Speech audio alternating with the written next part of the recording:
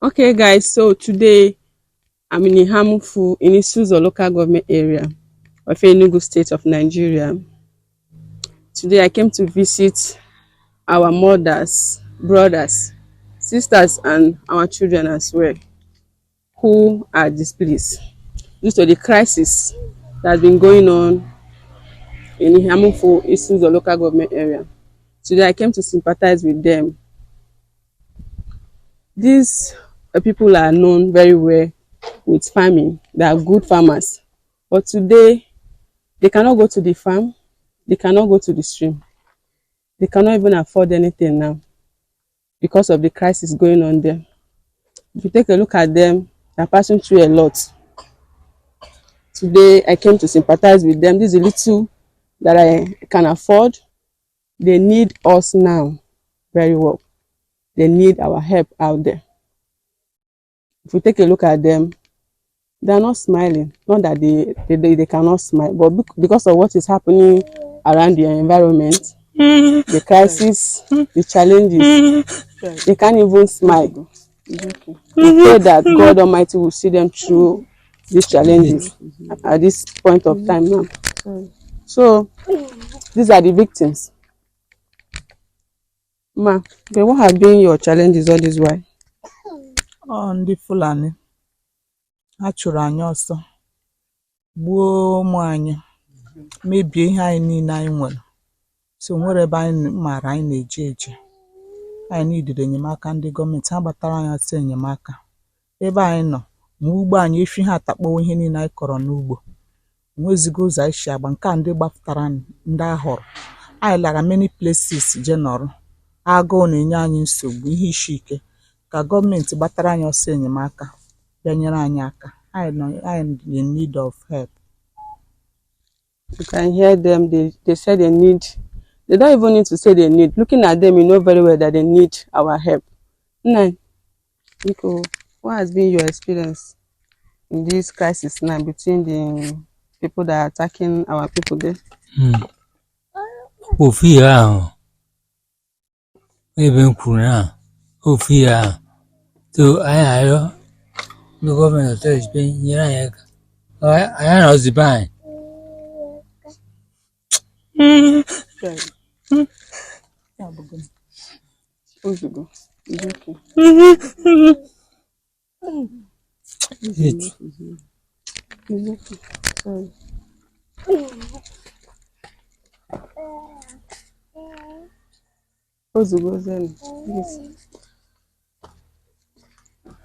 Yeah, if you get na make it now. For ụmụ na-ebe akịta na egbuchego ji egwu. Nwere mara ebe di ha egbuchego egwu, meche niile ndị na-ebe survive n'ime ụmụ nwoke na by God's grace ka eji survive. Ọ bụrụ maka ugbo ebe eji enweta oriri na ma flan ya Hausa tachago akpụ niile, ruo rice, curry, everything. Abịa agbakọ ụzọ mmadụ gba ọkụ repu ụmụ agbọghọ anyị, nweghị ihe dị ọjọọ adịghị eme. Emeketewe egwu eze ndị agbara agbakọta nọ ebe anyị pụtara abụghị obodo anyị. Ọka agbatara ofu nwoke nabatara anyị ebe anyị nọkịta be mmadụ ka anyị nọ. Anyị na-ayọzi gọọmenti ka banyere anyị aka ka mmadụ ghara ịnwelarị n'agụ. Ishi ike na-eguzi anya ebe anyị nọ, enwere onye ji akwụkwọ, ụfọdụ ejiri ụdị ihe eji enweta ihe a na-eri. Nothing. Ọ mmadụ na-enyere anyị aka ebe anyị nọ. Biko anyị na-arịọ gọọmenti ga-agbatara ọsọ enyemaka. Biko, daalụ. So go back ha na your place ba. Well, mụ ka ha nọ na be ya. Ọ bụ ihe na-eme na EHAMUFU ihe gbapụtara ebe a. Nwere ọda atọ ọcha atọ. Ị na-afụ n'otu esi ebecha akwa ozugbo bịara ikwu okwu. Nwere ihe na-eme ebe a. Ha agbachago ebe a niile adịgo disaster. So anyị na-ayọ gọọmenti ka abịa maka ofu ya ma help. Nwere ihe anyị ga-eme na gọọmenti bụ anyị na-ayọ ka bịa nye aka ka gbatara ha ọsọ enyemaka. Because omekite EHAMUFU na omekite kwenek. Otu ka a ga-esi megide omeskanate mekite isi ụzọ niile. Because EHAMUFU bụ almost isi ụzọ nwa. Ihe ọbụla na-aka akọ bụ rice ọ bụ akpụ ọ bụ ji, ihe ọbụla na-aka akọ EHAMUFU bụ hub of food, basket food of isi ụzọ. Ihe ọbụla chọrọ both everything he nwa bụ ene provide. But now ihe niile na-akọzi rice na-agarazi ọnụ, ji na-agarazi ọnụ, akpụ na-agarazi ọnụ because na he nwa ndị Fulani emebichago ihe niile. So ọ bụrụ abụ ede taa. So he n'ugbo ndị mmadụ according to na-ekwu egbo ndụ mmadụ ha egbuo nwoke ha eburu ama ya ha gbuo nwaanyị ha eburu ara ya so ọ bụcha ihe a ka anyị na-akụkọ anyị na-anụ so gọọmenti bịa anyị aka because gọọmenti essence of gọọmenti bụ to protect life and property of their citizens of her citizens so gọọmenti bịa nyere ha aka biko. Thank you very much. Thank you very much for accommodating them and helping them. Thank you very much. God bless you. The thing is not quite amusing issue. In fact, I think we have seen my people here. Some have altered or echoed their experiences.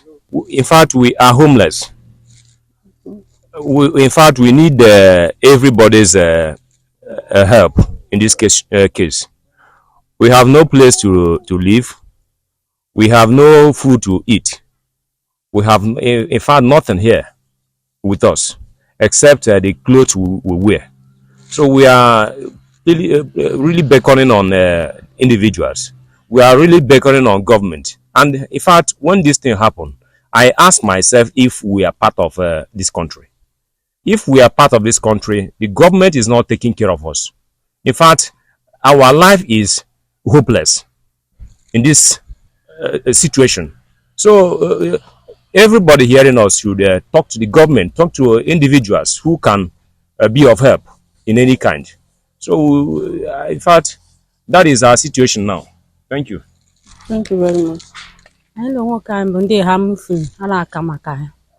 Makalendo Fulani ọ bụ na ha egbu anyị egbu kebụl ọgba anyị nọ n'ime abalị elekere anyị bịa ezigbo ihe be m niile telefon ụmụ ihe ọbụla niile dole be m property anyị ihe kpokpo ofu afọ ozi anyị ba ga-egboro ha lafute ndị na nwaanyị ebe ama ha na-enyere anyị aka ya na ya ọkwa ndị gọọmenti gbatakwara anyị ọsọ enyemaka ha anyị ga-anọkwa ebe anyị ehe gbatara anyị ọsọ enyemaka onye mara goja azụta anyị azụta anyị onye na-abịa elierigo niile mere eke m ụwa onye ọkpụ ụmụchi nyekwara anyị aka na gọọmenti biko ndị onye nwere nyere anyị aka je nyere anyị aka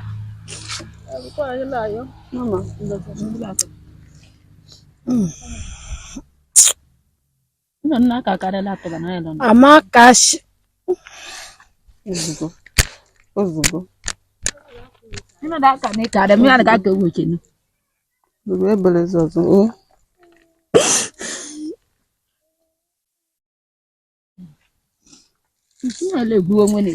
Even ihe m na-ekwu bụ na mụnwa bụ onye EHAMUFU a egbuchego mụ na m niile chụfụ anyị na be anyị enwere okwebe anyị mara anyị ga-eguzo anyị nọ n'ime ụlọ tabịa kpụfụta anyị wee gba anyị bekee karịsị nke mụnwa nna dị abụ ụzọ akpa gbagharị na awa eji abụọkwa m onye na-enyezi mmiri kịta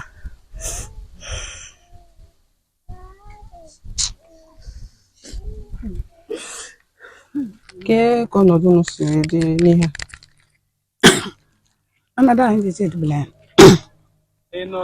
ọga m nwụrụ nga bụ nwene ji m lelete m awarishiri onye ga bụ ndụ mụrụ ụmụchi ibe m ka ji m nwụrụ awarishiri ụlọ bụ anyị lepisisiri ka anyị nọrụle anya lenya ma ihe niile bụ agbarịrị agbarị nwene ji m na-egbuwere awarego egbuwere ọgọ ọnụ furu aga m akọfụta lọbụ gọọmenti nyere anyị aka ma m na onwe m eji anya abụ ụzọ amụchi m bụla ana m abụ ụzọ ka m na-eshibute ndị na-anọ ka enugbo na ana m abụgbuwe nwega anyị nke gbara kọwata aka anyị bụ gọọmenti nyere anyị aka gaje abịa onye fọdụrụ eliete nri na nwere mgbe emekọta chikwunye akara ha dịghị bụkpọ mala ire ndị ọha egburu egbu egbuwo onwege m chọrọ ịkọwata ọzọ lọbịa onye eburula anya abụọ labụ isi na ọbụrọkwa obere ihe like mụ na onwe m hospital ebe m na-arụ ọrụ close go that place even the doctor m na-arụ ọrụ sef agbago moto ya ọkụ damagecha property niile nwe so this thing eme like this ọbụrọkwa obere ihe we really need help from individual onye ọbụla mara ebe ọ ga-esi nyere anyị aka because everybody are dying high BP na-egbu ndị mmadụ this time around ma agụrụ m ihe ndị ọzọ niile ụlọ ndị mmadụ agbara ọkụ then they go to save after from house kịta asị go lachiwo nwere onye mara ebe ọ ga-etinye isi maka damage go a lot of houses na be anyị a. So I need the help from individuals. Thank you. Thank you. Baby? School. Ụlọ bụ unu na-agbara ọkụ? School. Okay, school unu na-agbara ọkụ? Yes. Yeah, sorry. So, because on behalf of Dimma Art and Crafts, and myself, ndị nke ha nwụrụ on this crisis na biko, na I'm very sorry. Na Chineke ya makọ ya esi mee dị ọnọdụ. Biko, so sorry for everything that happened. Na Chineke ya take ọnọdụ. Ihe a obere ihe a nwetara ebe a. People should share it. Keke otu ọbụla nsogbu ya. Unu kee mmadụ ejigodo for kita. Ndị ọbụla wetara anything si wetara unu. I will bring it direct here. Wetara our brother. Okay, unu. We pray that no ya touch kwa ndị mmadụ ka ha nyere anyị aka because at this moment any dere enyemaka everybody. The small girls na-agbago school ha ọkụ. Ọbụladokwu school ka ya akọ dịkịta. Mama si na di nwanne di na-ejigodoro mma begodi ma ndị nke egbugodoro the brothers. Mommy anyị ada for those. They didn't even pity her situation. Ndị na-enyere ya aka, they've killed all of them. Now the situation on your boys call about yourself not for those. Another problem. When you get take care of her is another problem again. I brought this to sympathize with everyone. The little that I can afford. So I'm here to beg the individuals out there, our viewers, our fans out there, to help them. In any way you can help them in this situation they are in now. No matter how little it is, it will add something to them, it will change something in their life. Please. Our mommy here, she's blind. She said they've killed all her brothers. People that are taking care of her, they've killed all of them. She has nobody to take care of her now. Even to feed now. A lot of, oh God. Please, they all need our help to come to their aid at this situation now. They're having a lot of challenges. They can't even feed, water to drink. They can't even go to their farm to even get their food. They are well known as good farmers, but the situation is now they cannot go there. They can't even go to farm to get anything. They can't even go to swim to fresh water. This place they're staying is one of our brothers that accommodated them and has been helping them. So please, they're begging people out there, personalities, organizations, individuals, to help them at this situation. Now they need our help. Please, in any way you can, please help them. This is Dimma Art and Crafts. So if anyone that wants to assist them, will assist them through the details on the screen below. Dimma Art and Craft there, I will be dropping my details there to support them, to enable them to even feed, clothe themselves and take care of the children. So when we manage, I will still come back. Thank you very much. Amen. Amen. Amen. Oh, thank you.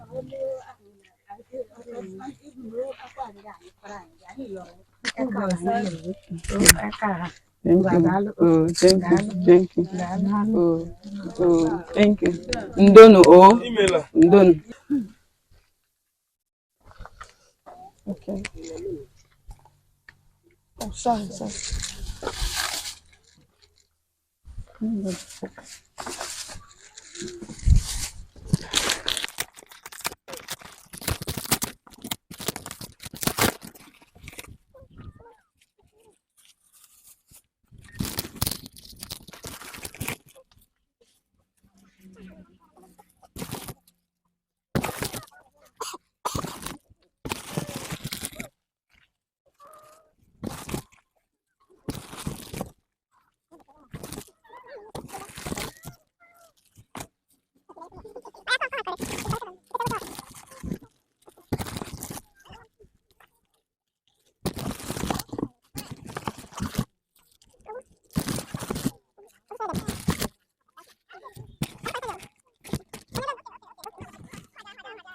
Okay.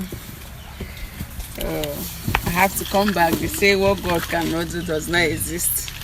So someone just sent me 25,000 naira now to give it to them, to support them. This is the cash of 25,000 naira that the person sent now. So I will be giving it to one of them to share it among them. We will still come back again. So he's an anonymous that gave it to us. Say we should not mention his name. Okay, Yes, he's an anonymous. So I will be giving it to one of them to share it among all of you now. Oh, well, will tell you guys, no, you. You support 25,000 naira. So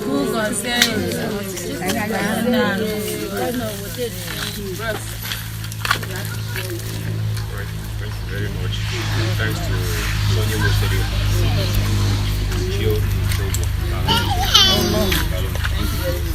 share it among them. I will still come back again.